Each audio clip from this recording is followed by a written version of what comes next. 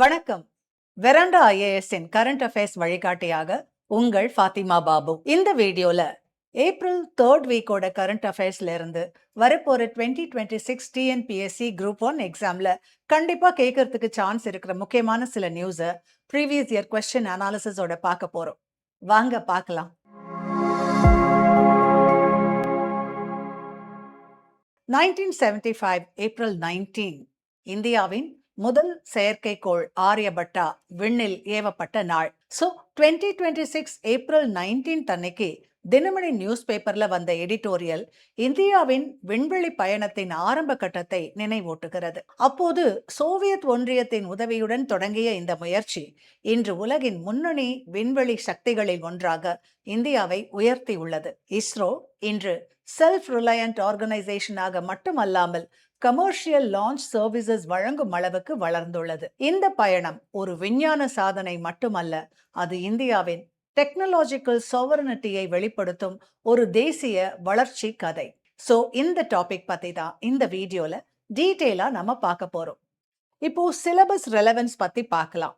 இந்த topic prelims and மெயின்ஸ்ல science and technology ஏரியால, space technology, ISRO and then சில கரண்ட் அஃபேர்ஸ் ஏரியால கூட நேரடி தொடர்புடையது. பிரிலிம்ஸ்ல special mission related facts, launch vehicles, satellites பத்தி கேட்கப்படும். மெயின்ஸ்ல analytical questions, space technology role in governance, space policies பத்தி எல்லாம் கேட்கப்படும். மாணவர்களே, இந்தியாவின் விண்வெளி திட்டத்தை புரிந்து கொள்ள குளோபல் ஹிஸ்டாரிக்கல் கான்டெக்ஸ்ட் மிக முக்கியம். 20ஆம் நூற்றாண்டின் நடுப்பகுதியில் உலகம் கோல்ட் வார் எனப்படும் ஐடியாலஜிக்கல் காம்படிஷனுக்கு உட்பட்டது. யுஎஸ்ஏ மற்றும் யுஎஸ்எஸ்ஆர் இடையே நடந்த இந்த போட்டி நியூக்ளியர் வெப்பன்ஸ் மட்டுமல்லாமல் சயின்ஸ் அண்ட் டெக்னாலஜில கூட பிரதிபலிச்சது. இதுல தான் ஸ்பேஸ் ரேஸ் உருவானுச்சு. 1957ல USSR, Soviet Russia Sputnik satellite launch செஞ்சது. மனித வரலாற்றில் ஒரு டர்னிங் பாயிண்ட் இது. அதற்கு பதிலாக யுஎஸ்ஏ அப்போலோ மிஷன்ஸ் மூலம் மூன் லேண்டிங் செய்து தன்னுடைய ஆதிக்கத்தை காட்டியது. இந்த போட்டி உலக நாடுகளுக்கு ஒரு முக்கியமான மெசேஜை கொடுத்துச்சு. ஸ்பேஸ் டெக்னாலஜி அப்படிங்கிறது ஒரு நாட்டின் பவர் இண்டிகேட்டர். இந்த சூழ்நிலையில இந்தியா ஒரு டெவலப்பிங் கண்ட்ரியா இருந்தாலும் விஷனரி லீடர்ஷிப் காரணமாக ஸ்பேஸ் ப்ரோக்ராம் ஆரம்பிச்சது. விக்ரம் சாராபாய் இந்த ப்ரோக்ராமுக்கு ஃபவுண்டேஷன் அமைச்சவர். அவரு ஒரு முக்கியமான விஷன் வச்சிருந்தாரு. ஸ்பேஸ் டெக்னாலஜி லக்ஸரி இல்ல, அது டெவலப்மெண்ட்டுக்கு டூல். அதாவது சேட்டலைட் மூலமா communication, weather forecasting, resource mapping போன்றவை செய்யலாம் அப்படின்னு அவர் புரிஞ்சுக்கிட்டாரு. 1962ல INCOSPAR, Indian national committee for space research என்ற அமைப்பு உருவாக்கப்பட்டுச்சு. தும்பா ஈக்வட்டோரியல் ராக்கெட் லான்ச்சிங் ஸ்டேஷன்ல ஈக்வட்டோரியல் லொகேஷன் அட்வான்டேஜ் பயன்படுத்தி ராக்கெட்ஸ் லான்ச் செய்யப்பட்டுச்சு. ஆரம்பத்துல சவுண்டிங் ராக்கெட்ஸ் மூலம் அட்மாஸ்பரிக் ஸ்டடிஸ் செஞ்சாங்க. இது சயின்டிபிக் கேப்பபிலிட்டி பில்ட் செய்யறதுக்கு ஒரு ஸ்டெப்பிங் ஸ்டோன். 1969ல இஸ்ரோ உருவாக்கப்பட்டுச்சு. இது ஒரு இன்ஸ்டிடியூஷனல் மைல்ஸ்டோன். இஸ்ரோ ஆரம்பத்துல ஸ்மால் ஸ்கேல் ஆர்கனைசேஷனா இருந்தாலும் லாங் டேர்ம் விஷன் இருந்துச்சு. 1972ல டிபார்ட்மெண்ட் ஆஃப் ஸ்பேஸ் உருவாக்கப்பட்டுச்சு. இதன் மூலமா space programme direct government support பெற்றது. இப்போ ஆரியபட்டா மிஷன் பத்தி டீப்பா பார்க்கலாம். ஆரியபட்டா ஏப்ரல் 19, 1975ல சோவியத் யூனியன் லான்ச் வெஹிக்கிள் மூலமா லான்ச் செய்யப்பட்டுச்சு. இது இந்தியாவின் ஃபர்ஸ்ட் சேட்டலைட். இதன் பிரைமரி ஆப்ஜெக்டிவ் சில சயின்டிபிக் எக்ஸ்பெரிமெண்ட்ஸ். ஆனா டெக்னிக்கல் இஷ்யூஸ் காரணமா சில நாட்கள்ல டேட்டா டிரான்ஸ்மிஷன் ஸ்டாப் ஆச்சு. ஆனாலும் இந்த மிஷன் சிம்பாலிக் சக்சஸ். முக்கியமான இன்சைட் என்னன்னா, Aryabhata proved India can build satellites. இந்த சக்சஸ் இந்திய சயின்டிஸ்டுக்கு கான்ஃபிடன்ஸ் கொடுத்துச்சு. லான்ச் வெஹிக்கிள் இவல்யூஷன் பத்தி படிக்கிறது ரொம்பவே முக்கியம். இதுல இருந்து கூட உங்களுக்கு எக்ஸாம்ல கேட்கலாம். நான் இங்க ஷார்ட்டா சொல்றேன், நீங்க டீட்டெயிலா போய் ஸ்டடி பண்ணுங்க. எஸ்எல்வியோட full expansion satellite launching vehicle. 1980ல ரோஹிணி சேட்டலைட் SLV-3 மூலமா லான்ச் செய்யப்பட்டதன் மூலம் இந்தியா தனது முதல் இண்டிஜினஸ் ராக்கெட் வெற்றியை பெற்றது. SLV-3 ஒரு 4 stage solid fuel rocket. Payload capacity மிகவும் குறைவு. இருந்தாலும் இது இந்தியாவின் ராக்கெட் டெக்னாலஜிக்கு ஃபவுண்டேஷன் அமைச்சது. இந்த ப்ராஜெக்டுக்கு ஏபிஜே அப்துல் கலாம் முக்கிய பங்கு வகிச்சாரு. எஸ்எல்விக்கு பிறகு ஏஎஸ்எல்வி வந்துச்சு. இது எஸ்எல்வியை மேம்படுத்திய ராக்கெட். பேலோட் கெப்பாசிட்டி இன்க்ரீஸ் செய்ய ஸ்ட்ராப் ஆன் பூஸ்டர்ஸ் பயன்படுத்தப்பட்டுச்சு. ஆனா ஏஎஸ்எல்வி பல ஃபெயிலியர்ஸை சந்திச்சது. ஸ்டெபிலிட்டி இஷ்யூஸ் காரணமா இது முழுமையா வெற்றி பெறவில்லை. ஆனாலும் இந்த ஃபெயிலியர்ஸ் சயின்டிஸ்டுக்கு வேல்யூபிள் லேர்னிங் கொடுத்துச்சு. அதனால தான் ஏஎஸ்எல்வி ஒரு ஃபெயிலியர் அல்ல, அது பிஎஸ்எல்வி சக்சஸுக்கு ஸ்டெப்பிங் ஸ்டோன். பிஎஸ்எல்வி இந்தியாவின் மிக முக்கியமான மற்றும் வெற்றிகரமான லான்ச் வெஹிக்கிள். இது ஒர்க் ஹார்ஸ் ஆஃப் இஸ்ரோ என்று அழைக்கப்படுது. பிஎஸ்எல்வி சாலிட் மற்றும் லிக்விட் ஸ்டேஜஸ் கொண்ட 4 ஸ்டேஜ் ராக்கெட். இது போலார் ஆர்பிட் சேட்டலைட்ஸ் லான்ச் செய்ய பயன்படுத்தப்படுது. சந்திரயான் 1, மங்கள்யான் போன்ற முக்கிய மிஷன்ஸ் பிஎஸ்எல்வி மூலமா லான்ச் செய்யப்பட்டுச்சு. இதனுடைய ரிலையபிலிட்டி மற்றும் லோ காஸ்ட் காரணமா ஃபாரின் சேட்டலைட்ஸ் லான்ச் செய்யவும் பயன்படுத்தப்படுது. இது இந்தியாவை குளோபல் ஸ்பேஸ் மார்க்கெட்ல ஒரு முக்கியமான பிளேயரா மாத்தி இருக்கு. பிஎஸ்எல்விக்கு அடுத்ததா ஜிஎஸ்எல்வி டெவலப் செய்யப்பட்டுச்சு. இது ஹெவி சேட்டலைட்ஸ் லான்ச் செய்ய பயன்படுது. ஜிஎஸ்எல்வியின் முக்கிய அம்சம் கிரையோஜெனிக் என்ஜின். இது மிகவும் அட்வான்ஸ்டு டெக்னாலஜி. ஆரம்பத்துல சேலஞ்சஸ் இருந்தாலும் இந்தியா தன்னுடைய ஓன் கிரையோஜெனிக் என்ஜின் டெவலப் செஞ்சு செல்ஃப் ரிலையன்ஸை அடைஞ்சது. GSLV mainly geostationary orbit satellites launch செய்ய பயன்படுது. ஜிஎஸ்எல்வி மார்க் 3 அல்லது LVM-3 இந்தியாவின் மோஸ்ட் பவர்ஃபுல் ராக்கெட். இது ககன்யான் மிஷனுக்கு பயன்படுத்தப்படுது. ஹியூமன் ஸ்பேஸ் ஃபிளைட் கேப்பபிலிட்டி இந்த ராக்கெட் மூலம் சாத்தியமாகிறது. இது இந்தியாவின் ஸ்பேஸ் டெக்னாலஜி மெச்சூரிட்டியை காட்டுது. மாணவர்களே, இந்தியாவின் விண்வெளி வளர்ச்சியில் லான்ச் வெஹிக்கிள்ஸ் முக்கியம் அப்படின்னா சேட்டலைட்ஸ் தான் அதன் உண்மையான பயன்பாட்டை காட்டுற கருவி. சேட்டலைட் அப்படிங்கிறது விண்வெளியிலிருந்து பூமியை கண்காணிக்கிற கண்கள் போல செயல்படுது.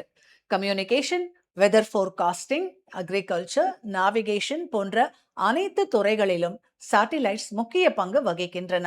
இந்தியாவின் சேட்டலைட் ஜேர்னி 1975ல ஆரியபட்டா மூலமா ஆரம்பமாச்சு. ஆரியபட்டா இந்தியாவின் முதல் செயற்கைக்கோள். இது சயின்டிபிக் எக்ஸ்பெரிமெண்ட்ஸுக்காக உருவாக்கப்பட்டது. இந்த மிஷன் இந்தியாவுக்கு ஸ்பேஸ் என்ட்ரி கொடுத்துச்சு. இதுக்கப்புறமா பாஸ்கரா சேட்டலைட்ஸ் வந்தது. இது ரிமோட் சென்சிங் மற்றும் எர்த் அப்சர்வேஷனுக்கு பயன்படுத்தப்பட்டுச்சு. இது அக்ரிகல்ச்சர் மற்றும் வாட்டர் ரிசோர்ஸ் மேனேஜ்மெண்ட்டுக்கு உதவிச்சு. அடுத்ததா இன்சாட் சீரிஸ் மிகவும் முக்கியமானது. INSAT Indian national satellite system communication satellites TV broadcasting, telecommunication, weather forecasting போன்ற சேவைகளுக்கு பேக் போனா செயல்படுது. இது இந்தியாவின் கம்யூனிகேஷன் ரெவல்யூஷனுக்கு காரணமா இருந்துச்சு. அதே போல IRS Indian remote sensing satellite series இந்தியாவின் ரிமோட் சென்சிங் கேப்பபிலிட்டியை உயர்த்திச்சு. இந்த சேட்டலைட்ஸ் மூலமா crop monitoring, disaster management, mineral exploration போன்ற பல்வேறு பயன்பாடுகள் கிடைத்தன. IRS சேட்டலைட்ஸ் இந்தியாவின் டெவலப்மெண்ட் பிளானிங்குக்கு முக்கிய ஆதாரமா இருக்கு. நேவிகேஷன் செக்டர்ல NavIC satellites, navigation with Indian constellation மிகவும் முக்கியமானது. இது இந்தியாவின் ஓன் GPS சிஸ்டம். இது இந்தியா மற்றும் அதன் சுற்றுப்புற பகுதிகளுக்கு அக்யூரேட் நேவிகேஷன் சர்வீஸ் வழங்குது. இது ஸ்ட்ராட்டஜிக் இண்டிபெண்டன்ஸுக்கு ரொம்பவே முக்கியமானது. GSAT series communication satellites. இது இன்டர்நெட் பிராட்காஸ்டிங் சர்வீசஸ் வழங்குது. EduSat எஜுகேஷன் பர்பஸுக்கு உருவாக்கப்பட்டுச்சு. இது டிஸ்டன்ஸ் லேர்னிங்குக்கு உதவிச்சு. மொத்தத்துல பார்த்தா இந்தியாவின் சேட்டலைட்ஸ் பல்வேறு செக்டார்ஸுக்கு சேவை செய்கின்றன. ஆரம்பத்துல சயின்டிபிக் எக்ஸ்பெரிமெண்ட்ஸ் இருந்தாலும் இன்னைக்கு டெவலப்மெண்ட் ஓரியன்டட் பயன்பாடுகளாக மாறி இருக்கு. இது இந்தியாவின் ஸ்பேஸ் ப்ரோக்ராம் டெவலப்மெண்ட் ட்ரிவன் அப்படிங்கறத காட்டுது. மாணவர்களே, ஸ்பெஷல் மிஷன்ஸ் பத்தி மிகவும் டீப்பா பார்க்கலாம். சந்திரயான் 1 2008 மூன்ல வாட்டர் மாலிகூல்ஸை கண்டுபிடிச்சது. இது global scientific discovery. Chandrayaan 2 2019 lander failure இருந்தாலும் ஆர்பிட்டர் ஸ்டில் ஒர்க்கிங். சந்திரயான் 3 2023 மூனோட சவுத் போல்ல லேண்டிங் ஆச்சு. இந்த சாதனையை செஞ்ச முதல் நாடு இந்தியா. இது இந்தியாவோட டெக்னாலஜிக்கல் மெச்சூரிட்டியை காட்டுது.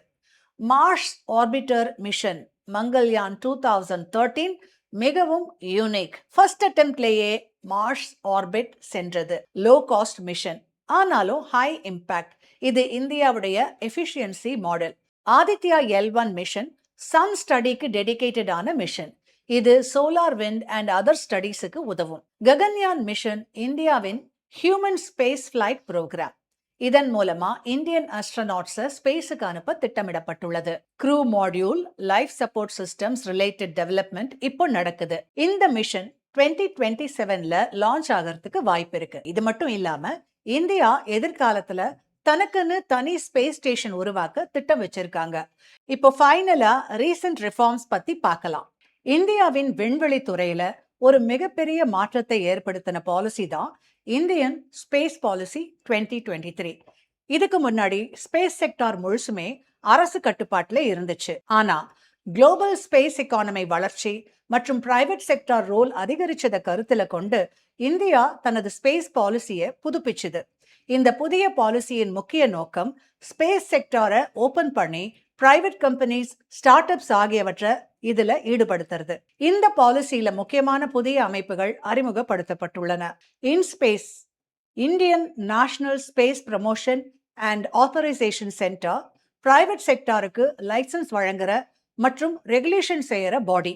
NSIL, new space India limited, ISRO டெக்னாலஜியை கமர்ஷியலைஸ் செய்யற நிறுவனம். இதன் மூலமா அரசு மற்றும் பிரைவேட் செக்டார் இடையே கிளியர் டிவிஷன் உருவாக்கப்பட்டிருக்கு. இந்த பாலிசி பிரைவேட் செக்டாருக்கு பல வாய்ப்புகளை வழங்குது. சேட்டலைட்ஸ் உருவாக்குறது, launch services, space paste applications, data services போன்ற துறைகள்ல பிரைவேட் கம்பெனிஸ் பங்கு பெறலாம். ஸ்டார்ட் அப்ஸ் ஸ்பேஸ் செக்டார்ல இனோவேஷன் கொண்டு வர முடியும். இதன் மூலமா இந்தியா குளோபல் ஸ்பேஸ் மார்க்கெட்ல பெரிய ஷேர் பெறும் வாய்ப்பு உள்ளது. இந்த பாலிசியின் மற்றொரு முக்கிய அம்சம் data accessibility. Satellite data private companies மற்றும் ரிசர்ச்சர்ஸுக்கு ஓபன் பண்ணப்பட்டுள்ளது. இது agriculture, disaster management, urban planning போன்ற துறைகள்ல புதிய இனோவேஷன்ஸுக்கு வழிவகுக்கும். இந்த பாலிசியின் முக்கியமான கோல் என்னன்னா இந்தியாவை குளோபல் ஸ்பேஸ் எக்கானமியில ஒரு முக்கியமான பிளேயரா மாத்துறது. இப்போ ஸ்பேஸ் எக்கானமி $multi-billion மார்க்கெட்டா இருக்கு. இந்த பாலிசி மூலமா இந்தியா தன்னுடைய ஷேரை இன்க்ரீஸ் செய்ய முடியும். மொத்தத்துல பார்த்தா இந்தியன் ஸ்பேஸ் பாலிசி 2023 ஒரு டிரான்ஸ்ஃபர்மேஷனல் ரிஃபார்ம். இது இஸ்ரோ சென்ட்ரிக் மாடல்ல இருந்து மல்டி ஸ்டேக் ஹோல்டர் மாடலுக்கு மாற்றத்தை காட்டுது. இது ஆத்ம நிர்பார் பாரத் கான்செப்டுக்கு ஒரு முக்கிய ஆதாரமா இருக்கு. இப்போ ஃபைனலா ப்ரீவியஸ் இயர் கொஸ்டின் அனாலிசிஸ பார்க்கலாம். ஒவ்வொரு வருஷமும் ப்ரிலிம்ஸ் அண்ட் மெயின்ஸ்ல ஒரு கொஸ்டின் கன்ஃபார்மா வருது இந்த டாபிக்ல. ஃபர்ஸ்ட் 2025 ப்ரிலிம்ஸ்ல கேட்ட இந்த கொஸ்டினை பாருங்க. ககன்யான் மிஷன் பத்தி கேட்டிருக்காங்க. ஸ்டேட்மெண்ட் டைப் கொஸ்டின்ல கேட்டிருக்காங்க. தென் இந்த கொஸ்டின் பாருங்க. சேம் 2025 ப்ரிலிம்ஸ்ல கேட்டது. இஸ்ரோ 100th மிஷன் இது. ஸோ இதை பத்தி கேட்டிருக்காங்க. தென் இப்போ மெயின்ஸ் ப்ரீவியஸ் இயர் கொஸ்டின்ஸ் பார்க்கலாம். 2025 மெயின்ஸ்ல இந்தியன் ஸ்பேஸ் பாலிசி 2023 பத்தி கேட்டிருக்காங்க. தென் இந்த கொஸ்டின் பாருங்க. நாவிக் சேட்டலைட் சிஸ்டம் பத்தி கேட்டிருக்காங்க. ஸோ ரொம்ப முக்கியமான டாபிக், நல்லா படிங்க. இந்த காணொலி உங்களுக்கு பிடிச்சிருக்கும்னு நம்புறேன். லைக்ஸ் அண்ட் கமெண்ட்ஸ் போட மறக்காதீங்க. இந்த மாதிரி காணொலிகளை தொடர்ந்து காண வெராண்டா IAS சேனலை மறக்காம சப்ஸ்கிரைப் பண்ணுங்க. மீண்டும் ஒரு காணொலியில உங்களை சந்திக்கும் வரை உங்களிடமிருந்து வணக்கம் கூறி விடைபெறுவது உங்கள் ஃபாத்திமா பாபு. நன்றி, வணக்கம். Veranda IAS, where your dream becomes reality.